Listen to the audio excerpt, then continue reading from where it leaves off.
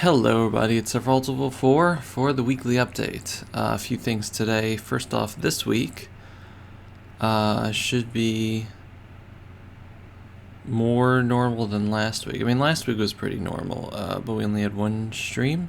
I want to try to do two this week. The main thing is that in Final Fantasy X-2, I finally finished Via Infinito, which is the hard dungeon. It's the hardest dungeon, aside from like the cups, but it's the hardest thing you need to do in order to 100% the game. So I finished that, which means that I just need to beat the game to get to 100%. So tomorrow's episode is going to be the Via Infinito strategy episode, and then after that, I'm going to be recording the end game, and we'll finish it up, and maybe I'll do a video on talking about New Game Plus. Maybe I'll do a video on Blitzball because I still haven't done that. I have a few other things written down here that I wanted to take care of. I showed off the arena. Oh, right, we have to do last mission also. Why not? We'll do last mission. I forgot about that. I didn't show off any of the games in the Comlands, so maybe we'll do an episode about that too. And the story's ending shortly. So, yeah. As for streams, last week was a Kirby stream. Kirby Day, which we just played a bunch of Kirby games on Nintendo Switch Online. It was really fun. This week, I'm kind of feeling multiplayer stuff because Splatoon 3 came out. So, yeah, maybe we'll play some Splatoon. Maybe we'll play some music. No, you. I said no.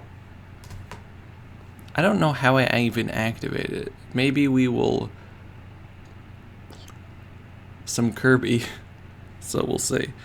Splatoon 3 also has a thing like the previous games where you can make, not me verse posts. So I drew this. This is the only art I did last week. It's the three main characters from Danganronpa 2 playing some Splatoon. So yeah, it's very difficult to draw on the Switch screen. It's the best I could do. Let's see other things from this past week. Do do do do do do. Yeah, now that song's gonna be stuck in my head. There's a lot of bots. I'm getting like 2 or 3 bots a day on my main account and my art accounts each. It's like the same thing. It's a woman's name and exactly or 2 or 3 tweets that are just pictures of them scantily clad, never naked though because that would violate TOS possibly, and nothing else. And their bio is usually like almost completely bare. And I've just been blocking and reporting them. Let's see, Xenoblade 3 got an update so that the food works now. Excuse me. Alright, I did that. Doesn't really count as art. Let's see, Pokemon Scarlet and Violet had a new trailer, showed off a bunch of cool new Pokemon and people, so that's cool. I'm excited. I made some funny memes that went okay. I haven't gotten a meme that's gone crazy in a very, very long time, but I also really haven't been trying, so it's okay.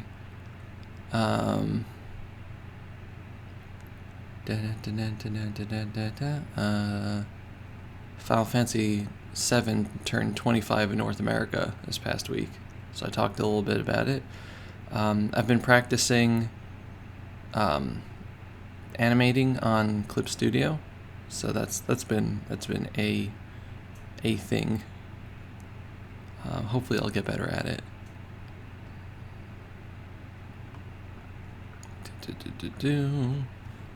Some Corby.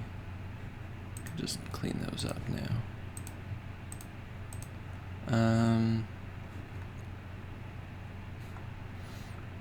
Yeah, right. Square Enix is making a Play Arts Kai figure of Cloud in a dress from Remake. The Play Out Sky figures are like the Sephiroth I have over there and the clouds that I have up over there. They have like moving arms and stuff. They're very good. Very expensive, but very good as long as they don't break. Yeah, man, they made Cloud in a dress. He looks so good. Let's see, we got Splatoon 3. I did a first impressions on the cartridge and the game, so that's up on the channel here if you want to check those out. The first impressions on the game does not cover the story, in case you're trying to keep that unspoiled. I only do multiplayer matches. I just wanted to get a feel of the game itself.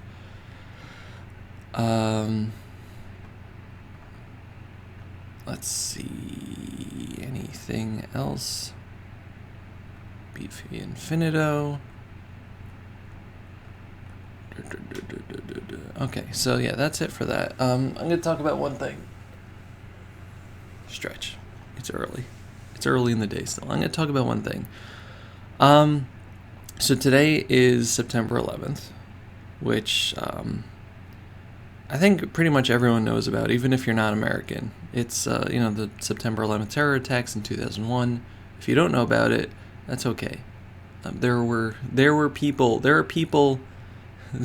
that born after that, and there are people that were born after Shrek released, which was around the same year, I think, right? I think they were both 2001, question mark.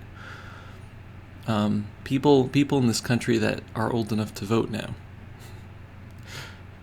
Makes me feel old. Anyway, it's been 21 years. And over the past bunch of years, I really haven't talked about like my experiences online. Because it feels samey after a while. I've talked about them. If you want to see what I have to say about my 9/11 story, I lived in New York, so I was affected more than most people. I do have that up on the channel, but I haven't made tweets commemorating it or saying anything, and really not just for 9/11, but for most things that I find to be important to commemorate, sad things or, holidays even, secular holidays, Jewish holidays I'm perfectly fine talking about. But the main reason for that is online cynicism. There's a lot of people that think that because something didn't affect them personally, or they got over it, why can't you, or it's been X amount of years since the event that people should stop being affected by it.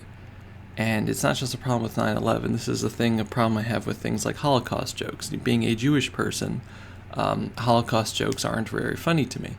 Are there funny Holocaust jokes? There are. There's a funny way to do jokes about anything. Like 90% of Jewish humor is laughing at sad things and tragedies, because what the heck else are we supposed to do? But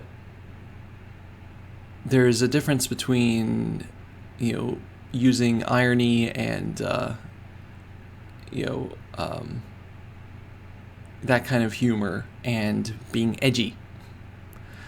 And I don't think that people have a firm grasp of the fact that being edgy doesn't make you funny necessarily. And that you can be funny without being edgy and without trampling over people's experiences. Because yes, it has been 21 years since 9/11. It's also been 76 years since the end, 76 years since the end of World War II. That doesn't mean that any less people died in the Holocaust.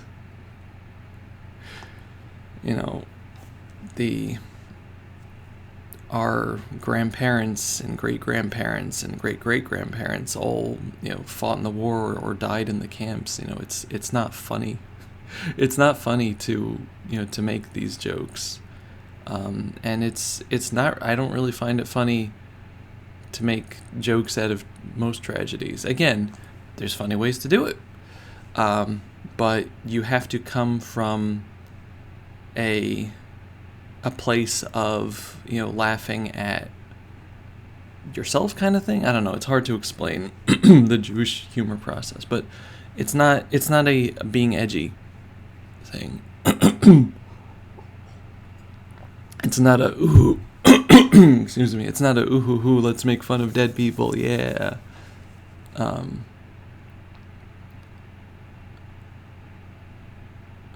Even with the laughing at tragedies, I don't think there are many Jewish Holocaust jokes.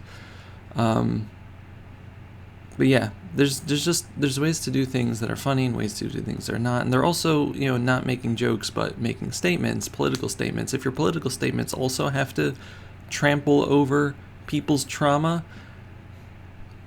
you're probably not doing it right. You're probably not making a statement. You're being a jerk. It just doesn't have to be that way. Like, we're not going to talk about the war in Iraq, but I'm going to talk about it briefly. Were there problems with the war in Iraq? Lots. Did the war in Iraq and Afghanistan start with 9/11? No. It started earlier than that, but 9/11 was a turning point. But again, we're not going to talk about politics because I am not well versed in it. I don't like talking about it. I don't like getting into discussions. But you can. The point I want to make is you can be sensitive about people's experiences with a tragedy like 9/11 while also saying that you don't believe that the war in Iraq was justified. And you can keep those two things separate. You can say this was a bad day for you and for people as a whole, and also say this was a bunch of bad decisions were made after it. Like, you don't have to say why are you angry about, why are you still sad about 9/11? Don't you realize what it led to? And like, okay. The brain has a capacity for separating these things. And it's important that you do, honestly.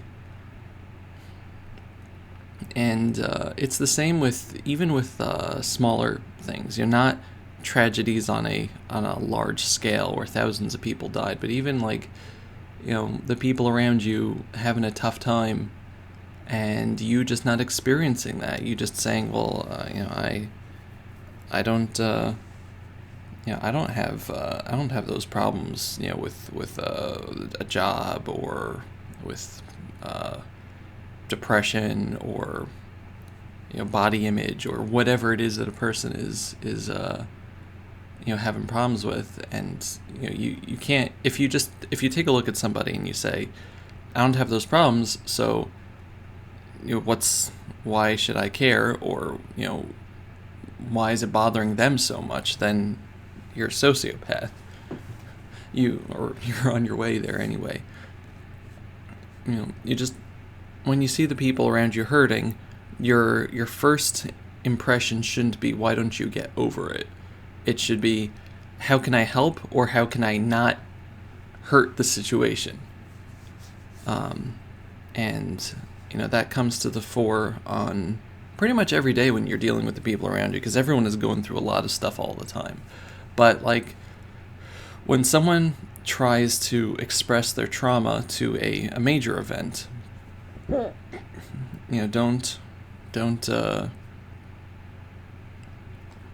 just shrug it off and say, I don't feel that, why do I care?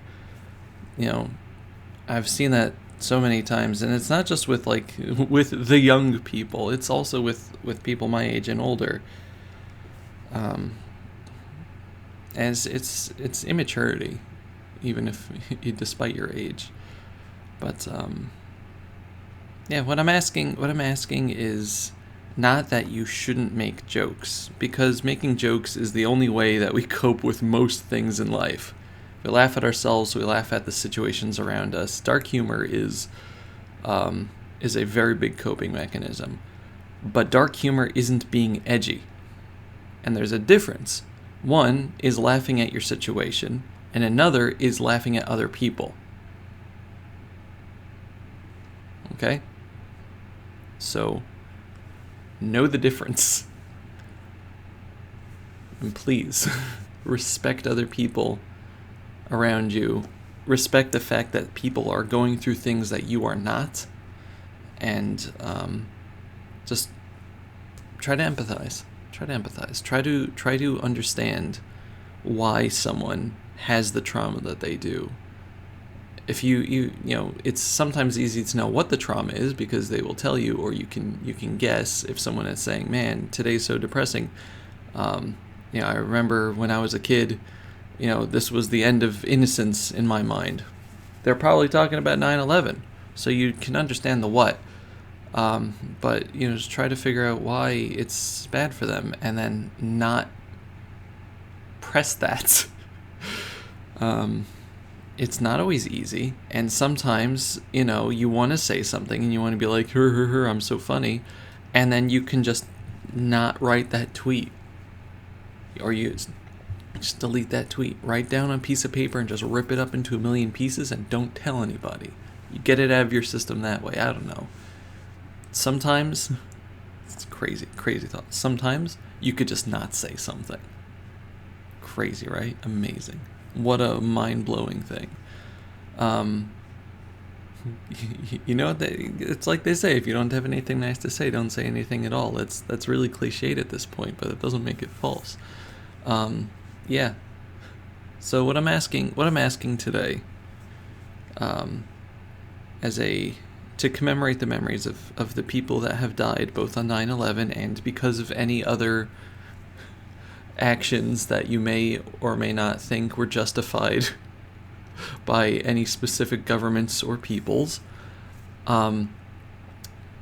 Let's avoid having worse situations or degrading people's memories today by instead trying to be more empathetic and understand why people are having the trauma that they have, and understanding that sometimes people have to process their trauma and not just shove it down and pretend it doesn't happen so that you can make funny jokes on the internet. But yeah, thank you very much for listening. I'm using today as a platform for that, but this is really something that bothers me in general with the internet, which is why I just don't talk about things.